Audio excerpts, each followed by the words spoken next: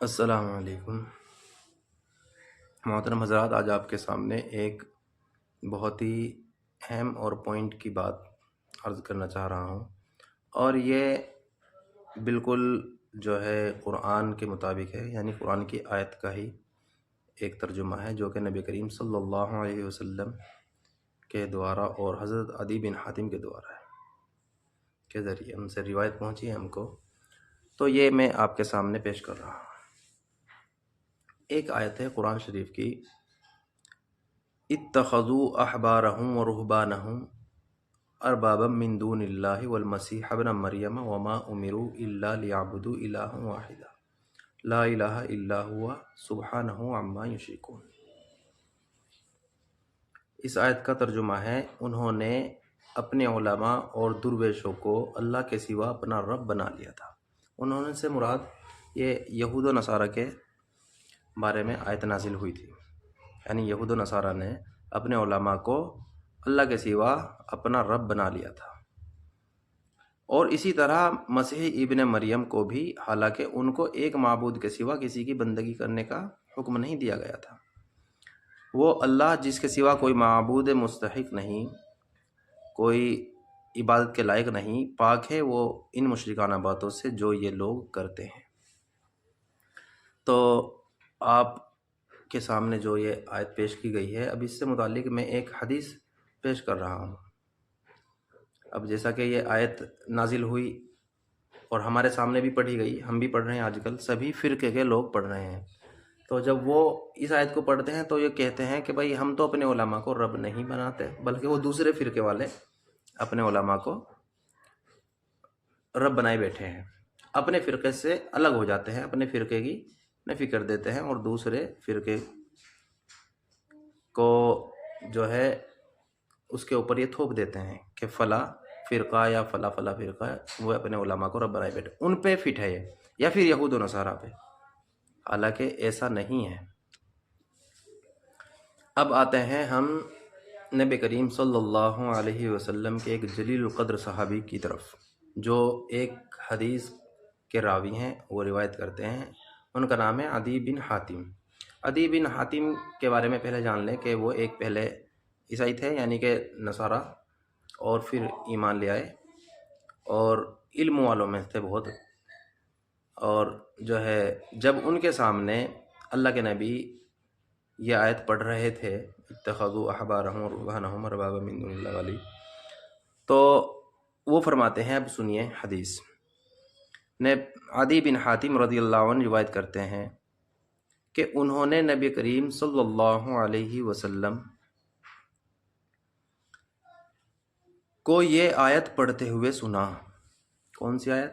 اتخذوا احبارهم ورهبانهم اربابا من دون اللہ والمسیح ابن مریم وما امروا الا لیعبدوا الہا واحدا لا الہ الا ہوا سبحانہ عما یشرکون۔ اس کا ترجمہ بھی ایک بار پھر سن لیجئے۔ انہوں نے اپنے علماء اور درویشوں کو اللہ کے سوا اپنا رب بنا لیا ہے، اور اسی طرح مسیح ابن مریم کو بھی، حالانکہ ان کو ایک معبود کے سوا کسی کی بندگی کرنے کا حکم نہیں دیا گیا تھا۔ وہ اللہ جس کے سوا کوئی مستحق عبادت نہیں، پاک ہے وہ ان مشرکانہ باتوں سے جو یہ لوگ کرتے ہیں۔ تو جب عدی بن حاتم رضی اللہ عنہ نے یہ آیت سنی تو وہ اللہ کے نبی صلی اللہ علیہ وسلم سے فرمانے لگے، کہتے ہیں کہ میں نے آپ صلی اللہ علیہ وسلم سے کہا، ہم زمانہ کفر میں ان کی عبادت تو نہیں کرتے تھے، یعنی کہ ہم نے اپنے علماء کا رب تو نہیں بنایا تھا اللہ کے نبی، جیسا کہ اس آیت میں آیا ہے۔ تو نبی کریم صلی اللہ علیہ وسلم نے فرمایا، کیا ایسا نہیں ہوتا تھا کہ اللہ نے جو کچھ حلال قرار دیا اسے وہ حرام ٹھہرا دیتے اور تم اسے حرام سمجھنے لگتے، اور جو کچھ اللہ نے حرام قرار دیا اسے وہ حلال ٹھہرا دیتے تھے اور تم اسے حلال سمجھنے لگتے تھے۔ میں نے جواب دیا، یعنی عدی بن حاتم رضی اللہ عنہ نے جواب دیا، ہاں کیوں نہیں، ایسا ہی ہوتا تھا۔ آپ صلی اللہ علیہ وسلم نے فرمایا، یہی تو ان کی عبادت کرنا ہے، یعنی کہ آپ تحقیق نہیں کرتے تھے، اللہ کی بھیجی ہوئی کتاب سے تحقیق نہیں کرتے تھے کہ یہ جو ان علماء نے فرمایا ہے یا کوئی فتویٰ دیا ہے یا کوئی حکم جاری کیا ہے، جائز ناجائز کیا ہے، حرام حلال کیا ہے اپنی طرف سے، تو اس کی تحقیق بھی کی جائے کہ ایسا اللہ نے فرمایا ہے یا نہیں، نبی نے فرمایا ہے یا نہیں۔ اب آپ غور کریے کہ اس آیت کے مصداق کیا صرف وہی یہود و نصارہ تھے یا آنے والے پوری امت، قیامت تک کی آنے والی سبھی امت کے بارے میں یہ آیت ہے۔ اب آپ سبھی فرقے والوں، جو بھی فرقہ پرست ہے، اب اپنے فرقے کی دعوت دیتا ہے، عصبیت کی دعوت دیتا ہے اور کہتا ہے کہ ہم دیوبندی ہی سب کچھ ہیں یا ہم بریلوی ہی سب کچھ ہیں، ہم ہی صحیح راستے پہ یا ہم شیعہ ہی سب، یا اہل حدیث جو بھی ہے، وہ اب سوچئے کہ وہ اپنے علماء کی باتوں کی کتنی تحقیق کرتے ہیں۔ اگر تحقیق کرتے ہیں اور قرآن کے مطابق ان کی بات ہے تو صحیح ہے، اور تحقیق نہیں کی اور قرآن کے خلاف ہے تو آپ بھی اپنے علماء کو رب بنائے بیٹھے ہیں اللہ کے سوا۔ اب ایسا ہی سبھی فرقوں میں ہو رہا ہے، وہ تحقیق ہی نہیں کرتے۔ علماء نے خود ہی حرام حلال کر دیا ہے۔ اب آپ کہیں گے ایسا کہاں ہے؟ ایسی بہت ساری چیزیں ہیں۔ مثال کے طور پہ آپ جو ہے حلالہ لے لیجئے، اللہ کے نبی کی لعنت ہے۔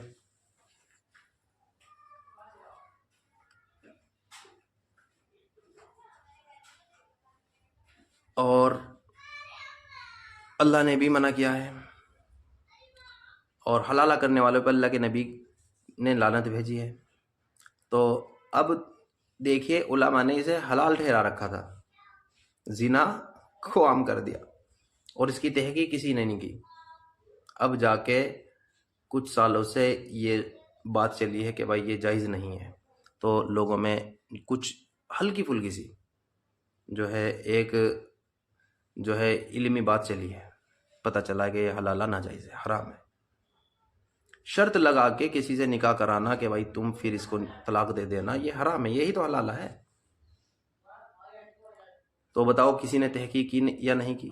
ابھی میں نے ایک ویڈیو سنی تھی مولانا الیاس گھمن کی، ایک دیوبندی فرقے کی کتاب ہے کوئی، وہ اس کے بغیر فقہ کے کوئی مفتی نہیں بنتا۔ اس میں لکھا ہے کہ پیشاب سے نعوذ باللہ سورہ فاتحہ لکھنا جائز ہے۔ بتاؤ کسی نے تحقیق کیا کہ سب آنکھ بند کر کے اس کو مانے بیٹھے ہیں، یعنی کہ ان کو علماء کو رب بنا لیا اللہ کے سوا۔ ان کی بات کو بنا تحقیق کے ماننا وہی رب بنا لینا ہے۔ ابھی میں کچھ دن پہلے، بلکہ یہ میرے پاس رکھا بھی ہے، بہشتی زیور، اس میں ایک مسئلہ ہے۔ اشرف علی تھانوی تھا، اس نے لکھا ہے کہ کوئی اگر انجانے میں کسی کی بیوی سے مل لے، صحبت کر لے، اور جو ہے اس سے جو بچہ ٹھہر گیا وہ حلال کا ہے، وہ حرام نہیں، اسے ناجائز بچہ نہیں کہہ سکتے۔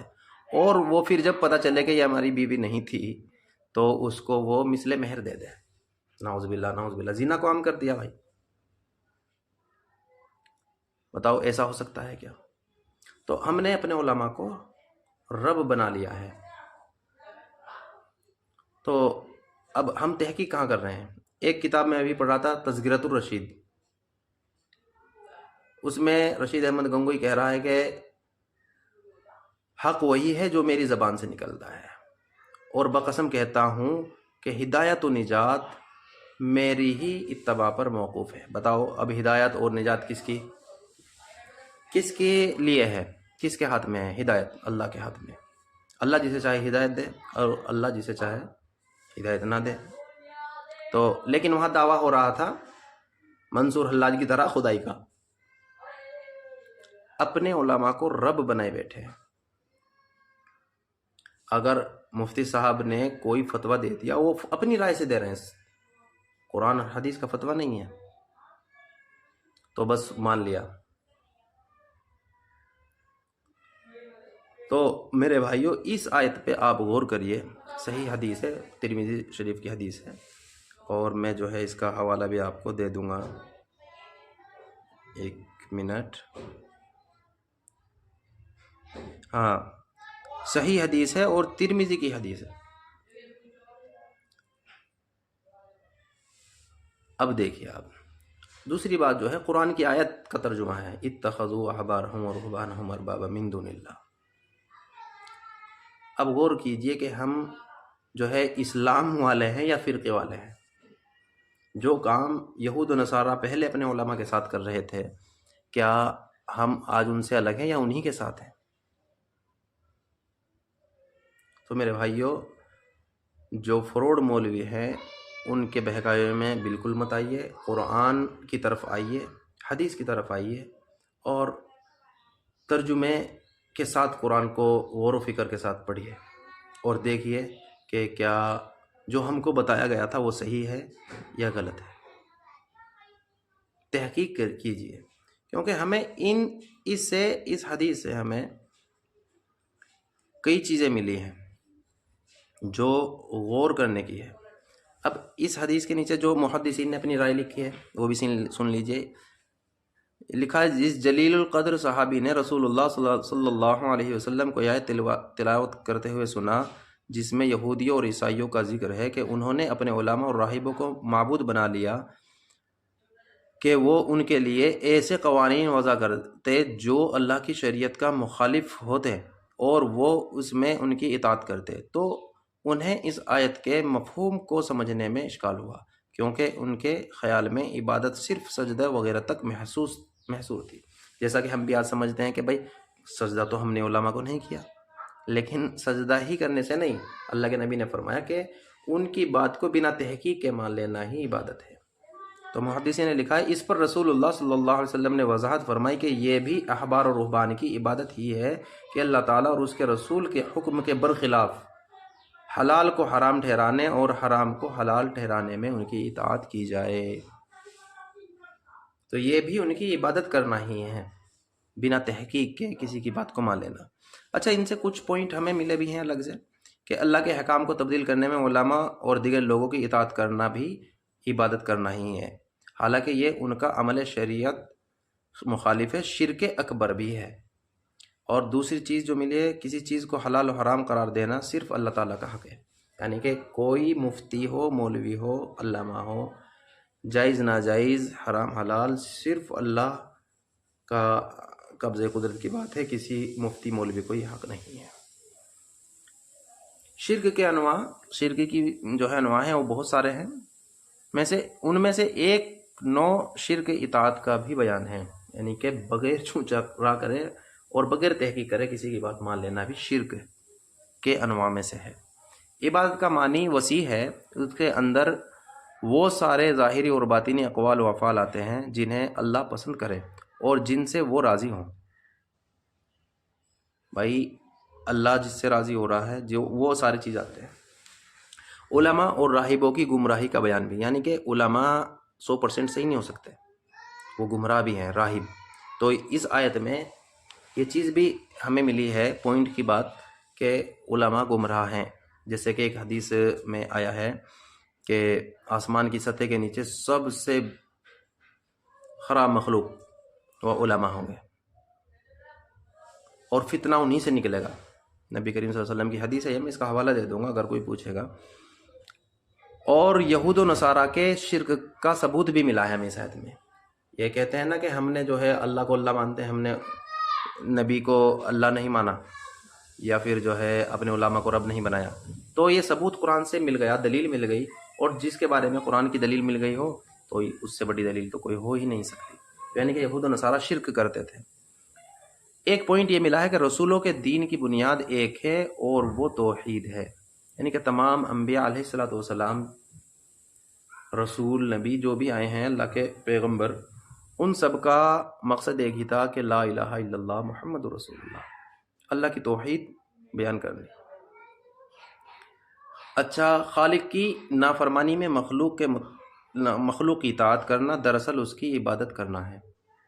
ایک طرف اللہ کا حکم ٹوٹ رہا ہے اور ایک طرف خوش ہو رہا ہے مخلوق، اور ہم نے اللہ کا حکم توڑ کر مخلوق کو خوش کرنے کی کوشش کی، تو یہ اس کی عبادت کرنا ہے، یہ شرک ہے.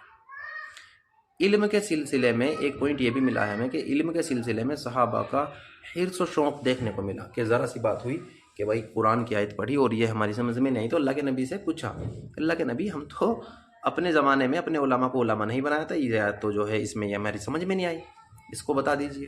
تو اللہ کے نبی نے فرمایا کہ جب وہ حلال حرام کرتے تھے، فتویٰ دیتے تھے اپنی رائے سے، تو تم تحقیق نہیں کرتے تھے اور تم اس کو مان لیا کرتے تھے، اور یہ مان لینا ہی ان کی عبادت کرنا ہے۔ اور ایک پوائنٹ اس میں یہ بھی ملا ہے کہ جس چیز کا حکم معلوم نہ ہو، یعنی علم نہ ہو، اس کے بارے میں قرآن مجید یا احادیث مبارکہ کے حوالے سے خود کو علم حاصل کرنا۔ بھئی ہمیں کسی نے بتا دیا، جیسا کہ اب میں بول رہا ہوں اور آپ میری ویڈیو سن لیں، تو آپ کو اس کا مان لینا بھی ایک دم سے نہیں ہے، اس کی بھی تحقیق کرو کہ بھائی یہ قرآن کی آیت ہے بھی نہیں، یہ حدیث ہے بھی نہیں، اس کو بھی دیکھو۔ تو تحقیق، علم حاصل کرنا، طلب العلم فریضۃ علی کل مسلم و مسلمہ جو ہے، یہی تو ہے۔